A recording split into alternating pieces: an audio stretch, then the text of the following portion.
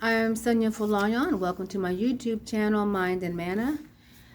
This channel is designed primarily for Black women who are 55 years of age and older who wish to level up to a more intentional lifestyle that includes freedom, revolutionary rest, travel, and ease. Revolutionary rest, travel, and ease. And the reason I say revolutionary rest is because there have been so many societal messages ingrained in women of African descent and women of color to work, to sacrifice themselves for the greater good, to be perpetual volunteers, and to put ourselves last. And I also know that intrinsically, the labor of Black women and brown women is tied to the freedom of white women. So as a result of that, there are health disparities and financial disparities, wealth disparities that need to be addressed. But we can't address those things if we are burned out, worn out, and it is really absolutely okay for us to give ourselves permission to have a rest. This video today is inspired by a video that I recently watched, and the title of that video is Why I Do Not Recommend a Move to Mexico. So before I go any further, if the audience of this channel and the topics are of interest to you, please do like, subscribe, and share, and make sure that you include your comments in the commentary at the bottom of this video. So I recently saw a video called Why I Do Not Recommend a Move to Mexico, and it was by Anne Marie of Bald Girl Will Travel. And I have to tell you, the video just hit so many points for me that I just felt the need to comment on it, because I've been really trying to formulate how I wanted to talk about this topic myself.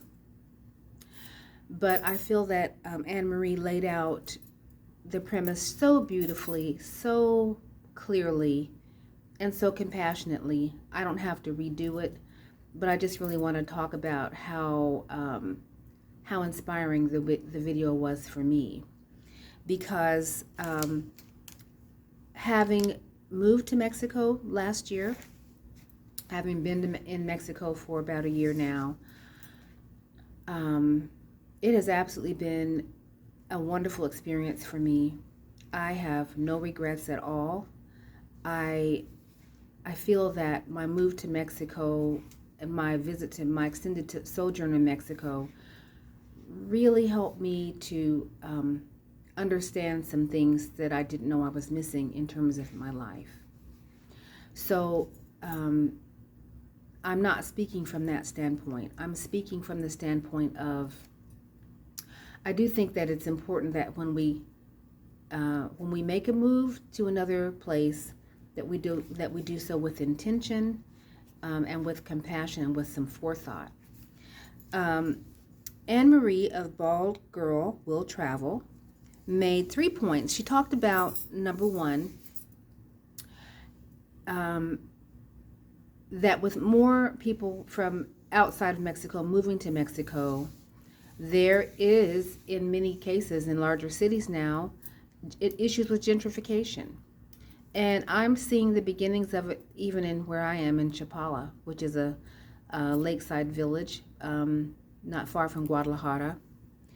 And many people that are coming here with a colonizer's mindset. I don't know how else to say it.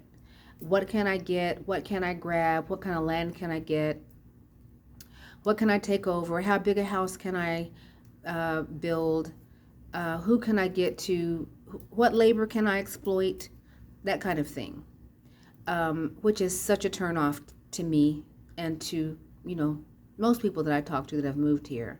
I think it's really important to have a compassionate understanding of the area where we are in, understanding that as beautiful as the country and the places are, there is a lot of poverty, and that if we are to come here just throwing money around and not having a sense of the impact of that, we're really jeopardizing the locals who live here, who have lived here, and who are struggling in many cases to provide a living for their families.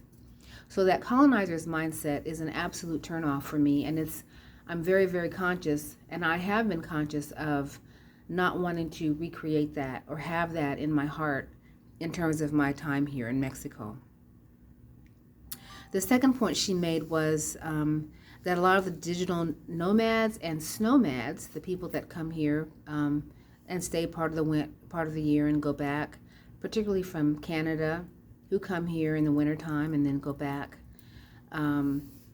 they have a mindset of, I have a lot of money, I've got money to spend, money to burn, and I don't care how much, rent is not an issue for me. $1,200 is a bargain. $1,800 is a bargain, maybe, in terms of where some people are coming from.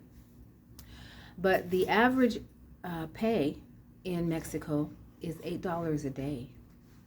And so when we come here with the mindset of everything is cheap and affordable and I can afford everything and it doesn't matter how much I pay, we are really contributing to upsetting the economy. So it's important to not exploit the prices, not brag about, mindlessly bragging about how cheap things are and therefore I can pay this, I can throw my money around, because the consequences of doing that, if we're not mindful, can be very devastating to the locals who live here. And one of the things she said is that cheap for me may not be affordable to locals. So I don't talk about things being cheap, although I am very grateful that there are things and amenities that I can afford easily here that I would have a harder time affording at home. My money does last longer, it does go farther. But I'm very conscious of not using the word cheap, throwing the word cheap around. What may be affordable to me may be really out of reach of someone who is from the local area.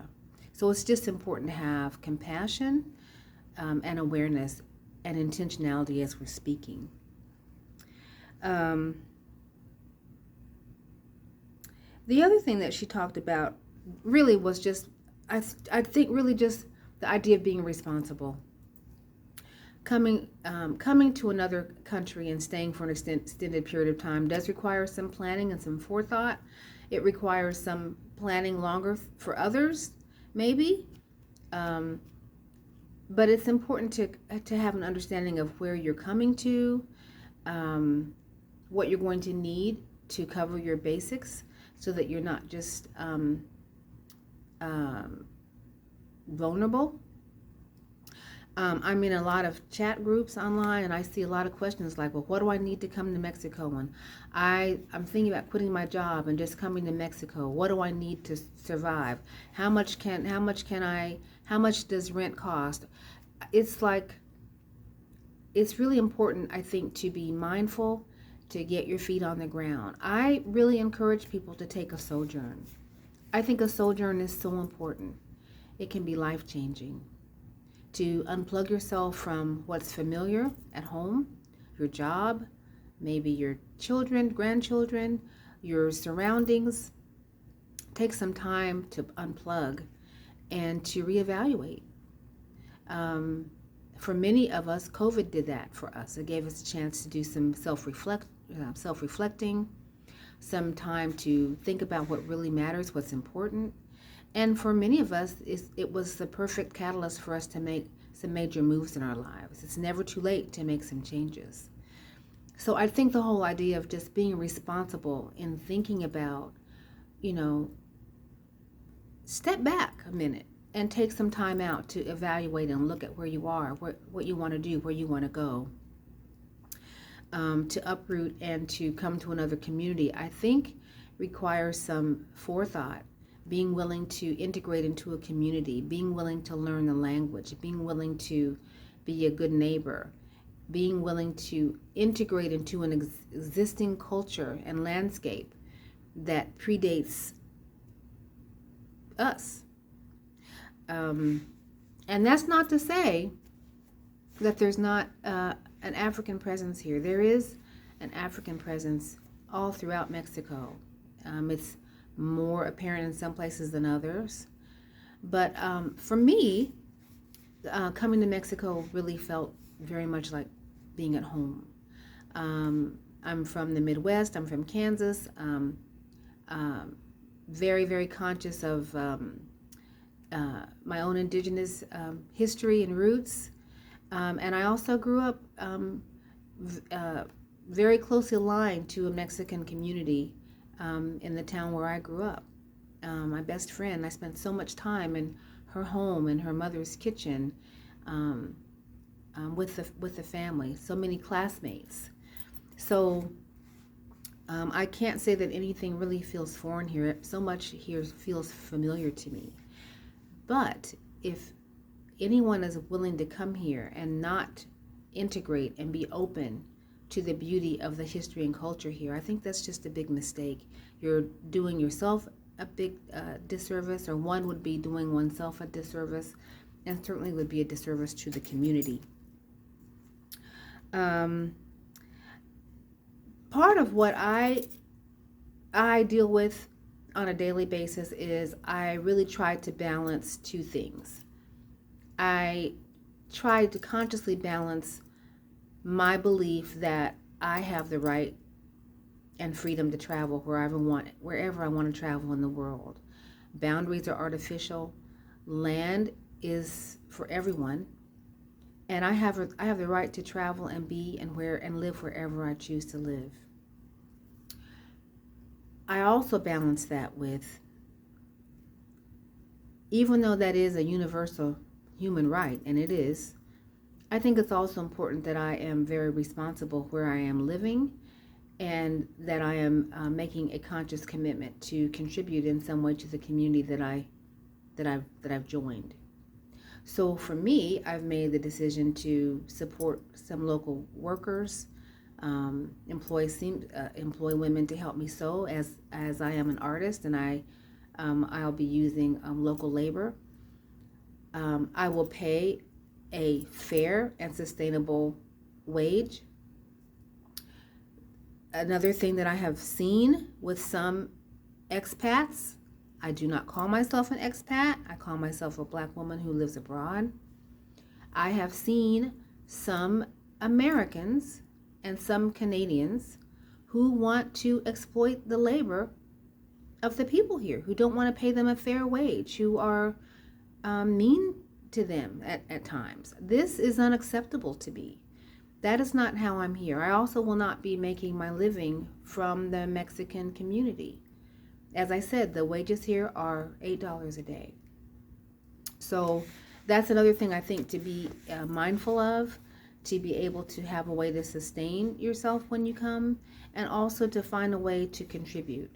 There are orphanages, there's domestic violence shelters, there's church programs, there's schools. You can send a child to school, or support a family who wants to have higher education in the community, somebody who wants to go to college or to the next level of education at the primary and secondary level. There's plenty of opportunities to volunteer. So I just think it's important to have those things in mind when we are coming to another place to stay for an extended period of time. So Mexico will be my base, at least for the foreseeable future. I love it here. I have been treated well here. I love the communities that I have encountered in Chapala and Mexico City.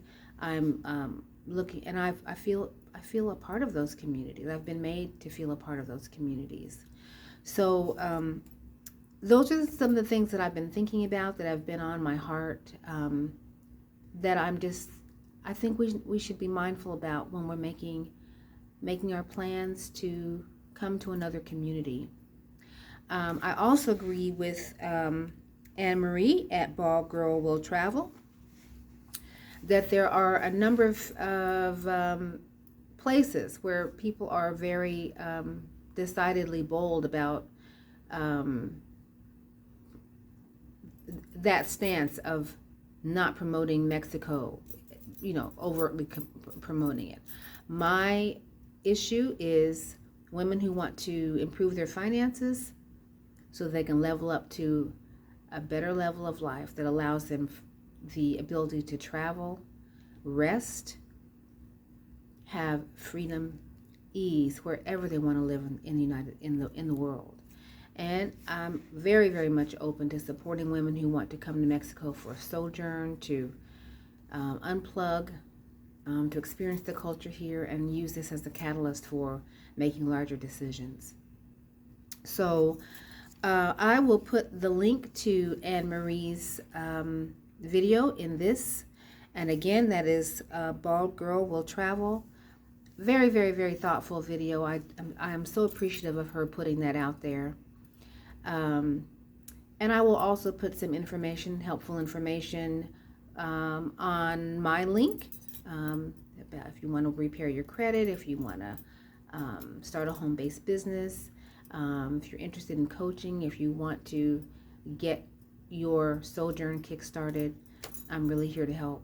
So thank you so much for listening in. I just wanted to share this. I thought was a very important message, and it really, really touched my heart. So again, like, share, subscribe, and please, please, please comment below. I do listen, and I want to hear from you. So thank you so much for taking this time.